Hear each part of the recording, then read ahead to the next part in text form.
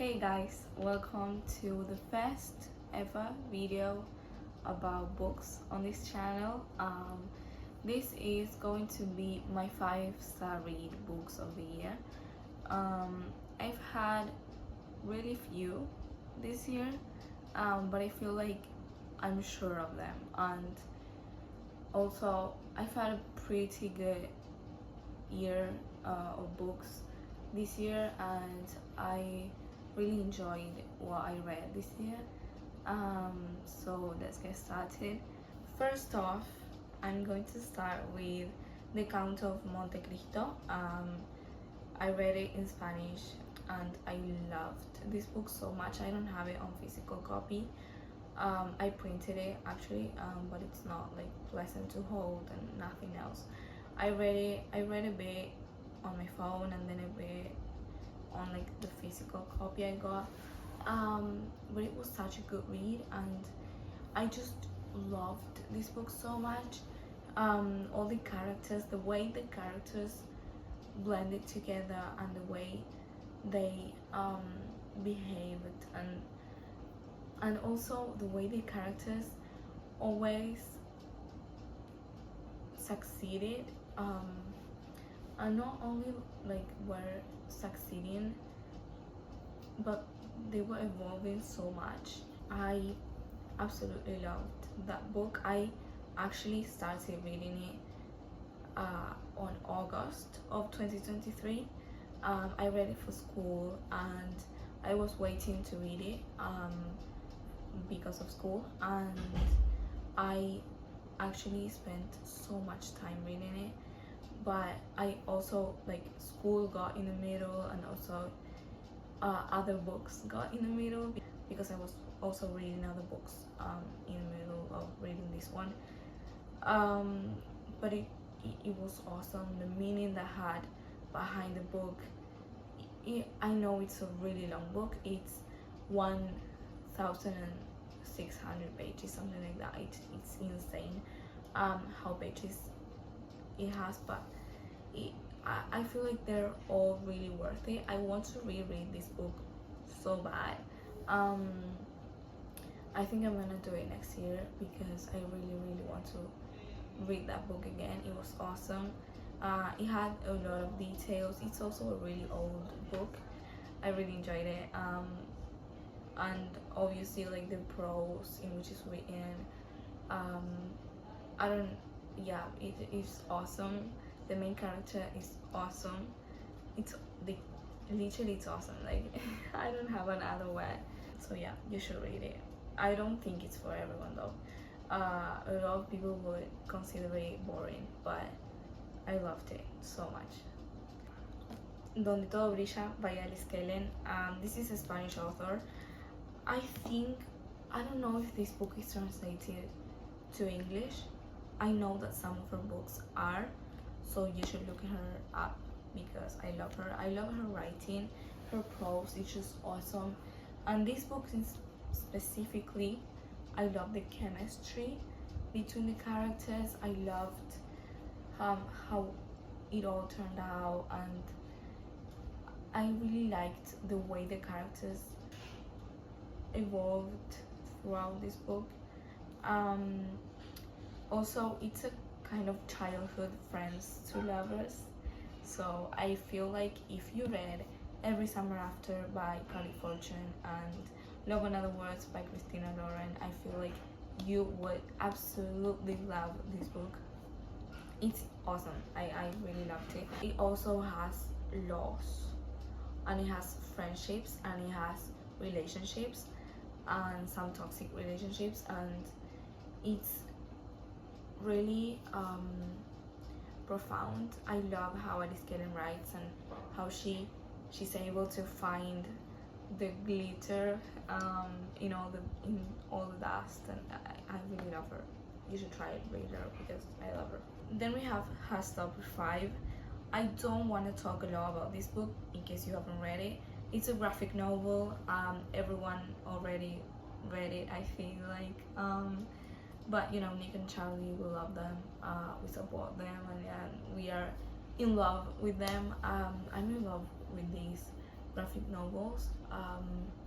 I read them on my phone, but I really loved Nick and Charlie and all the characters. You don't see that it's a really deep story until you read it. um, and yeah, I really enjoyed reading it. And I read a couple of books by Alice Oseman by now, but I read a few. And I really enjoy her writing and stuff. And I love her stuff. I really want the next book to come out. Then we have this series. I haven't rated 5 stars to all of them. This series is called Valeria, which is the name of the main character. We follow her in this situation of relationships and friendships, and it's not only one character, but she also has friends, and her friends play such a big part in the series. And I loved this first book. I loved all the drama that came with it. I loved how the story ended up being, and I love Elizabeth Benavent. In case you don't know her, Elizabeth Benavent has a series on Netflix about one of her standalone books, which is A Perfect Story or something like that. It's called Un Cuento Perfecto in Spanish. But yeah, I really enjoyed this book. It's not very much profound and stuff, but like, you know, who doesn't love a funny read sometimes? And then we go to the last book of the series, which is called Valeria al Desnudo. I loved how everything ended up. It was like a roller coaster, kind of, because a lot of things happened, and this is the last book, so you're here with like this nostalgia about a book you haven't finished yet, and you don't want to like drop the characters, but it's insane.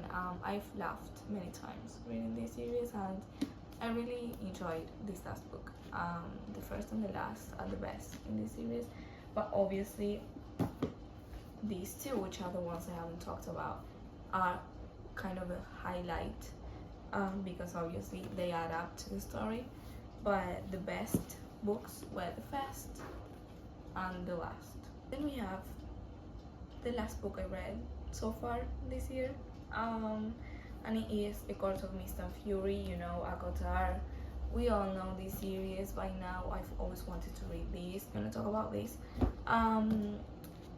It's awesome. Like, you see this and you get scared because it's really damn long, but I swear to God, it's literally a film, and you're like reading, and it's insane. I love reading Akotar with music, like ambience music and stuff. Like, I loved it.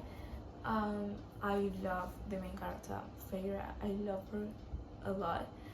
Also, I'm not gonna talk about this book too much because obviously we have the first book, but like, we have kind of like one bed type of cliche.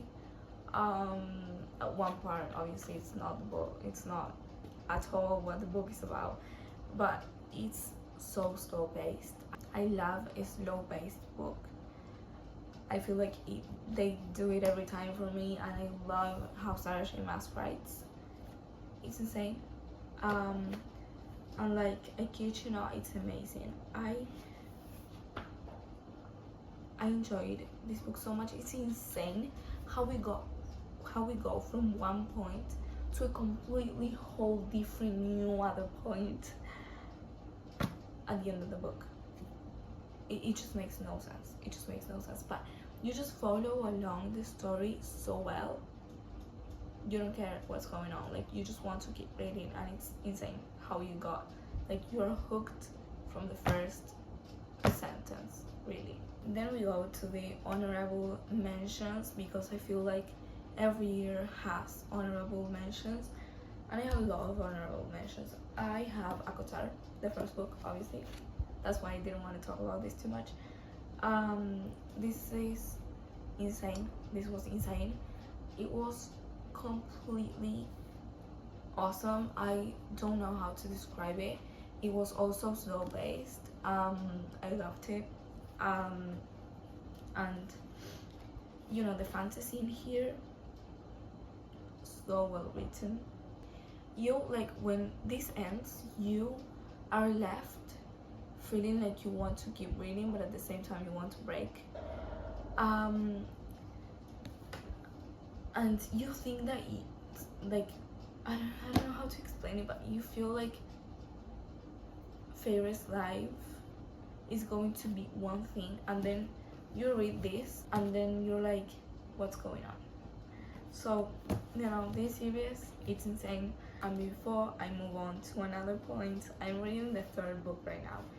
I don't know if I'm gonna be able to finish it by the time the year ends. I feel like I am, but I don't want to ensure anything because I still don't know. I know that if it's not a 5-star read, because I don't know that yet, but if it's not a 5-star read, I know it's gonna end up being in the honorable mentions part. So I'm mentioning this here. I'm so far on page 27, chapter 3. Don't wait for me to do a review on this one, but it seems awesome so far. Then we got El Cuaderno de Masha by Isabel Allende. She's an author I've discovered I really like. I don't have the paperback because my grandma and aunt lent it to me, but I do have to tell you that it's an awesome read.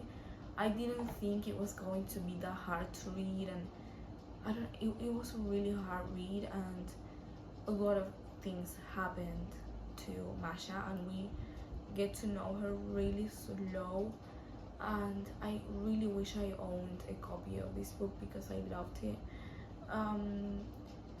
And I rated it 4 stars, but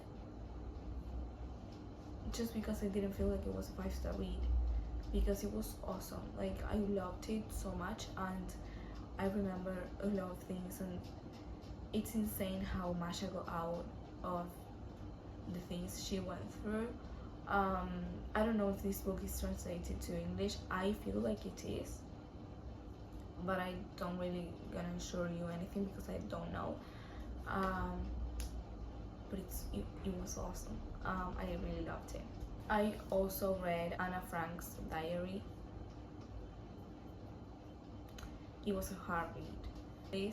This one is hard, like, it's not funny at all, but I found that it's a really amazing book, and it was very well portrayed.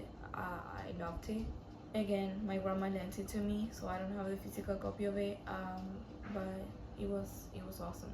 Then we have El arte de engañar el karma by Elizabeth Benavent. Again, I don't think this book is translated to English, but if it is, you're welcome to read it. I loved it. I rated it 4.5 stars. I didn't feel like it was a 5-star read, but it's an awesome read. It was really fun and entertaining, and I love like how everything was written, and the pace of the book, and I don't know, I really loved it, and I love the chemistry between the characters and the main character, which is kind of crazy. Yeah, I really enjoyed it. To end up this video, we got the Mindfuck series by S.T. Abby. I rated some books 4 stars, some other books 4.5 stars, but it was really funny. Honestly, like, I'm sorry, but like, yeah, it was like dark academia, romance, the stuff. I don't really know the genres of this book, but yeah, obviously it's like really dark, and I loved it though. The chemistry between the main 2 characters, insane, and the friend of the main character, insane. They're all insane. Like, what happened in the town, if you know what I'm talking about, insane. I would really read it if I were you. So there you go. these were my 5-star reads of the year. I hope you enjoyed it. I hope you didn't get sick of me talking all this time. But I really loved doing this, and I hope we get to see each other next week or the week after that. We don't know. Thank you so much, and I'll see you next year. Insane. Bye.